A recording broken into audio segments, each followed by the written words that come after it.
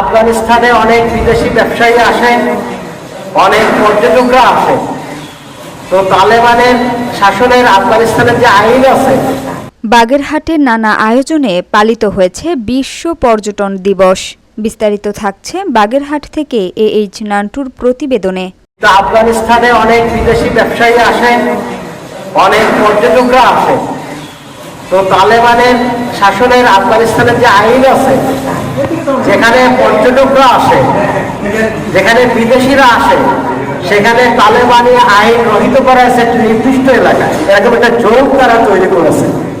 এটা তাদের দেশের স্বার্থে, দেশের উন্নয়নের জন্য আফগানিস্তান সরকার এই সিদ্ধান্ত নিয়েছে। এই কথাটি আমি এটি বোঝাতে চাই যে একটি পর্যটন এলাকায় নানান ধরনের মানুষ আসবে, বিদেশিরা আসবেন, হিন্দু আসবে, বৌদ্ধ আসবে, খ্রিস্টান আসবে। তার জন্য একটি নিরাপদ এলাকা যদি সেটি না হয়, তাহলে সেটি আসতে পারবে না।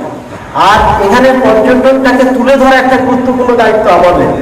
এখানে যারা আমরা সাংবাদিক আছি, পর্যটন ব্যবসায়ী আছি, তারা এখানকার পর্যটন যে স্থানগুলো, সুন্দর সুন্দর পরিবেশ আছে, সেটি যদি আমরা তুলে ধরতে পারি, সাংবাদিক ভাইরা সেটা যদি তুলে ধরতে পারে। আজকাল সোশ্যাল মিডিয়াকে যদি ব্যবহার করে, মিডিয়ায় যদি আমরা এই যে কন্টেন্ট ক্রিয়েটর যেটা বলি, সেটা সুন্দর সুন্দর কন্টেন্ট তৈরি করে আমরা ছাড়তে পারি, তাহলে দেশি বিদেশি অনেক পর্যটকরা আকৃষ্ট হবে। ৫,০০০ টাকার জিনিস আপনি ৫০,০০০ টাকা চাইলেও এইভাবে পর্যটন শিল্পের বিকাশ হতে পারে না।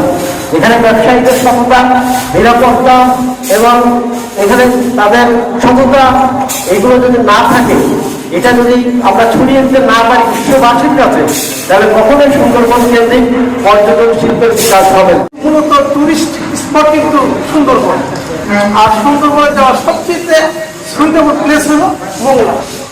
এই মোংলাটাকে আমরা ওইভাবে ধরতে পারি না।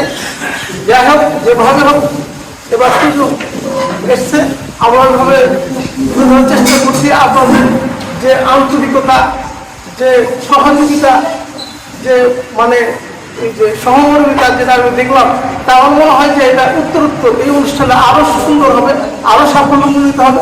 এবং এই অনুষ্ঠানের উপর ভিত্তি করে আমার বিশ্বাস এই মোংলা ও সুন্দরবনের পর্যটন শিল্প আরো বেগবান হবে।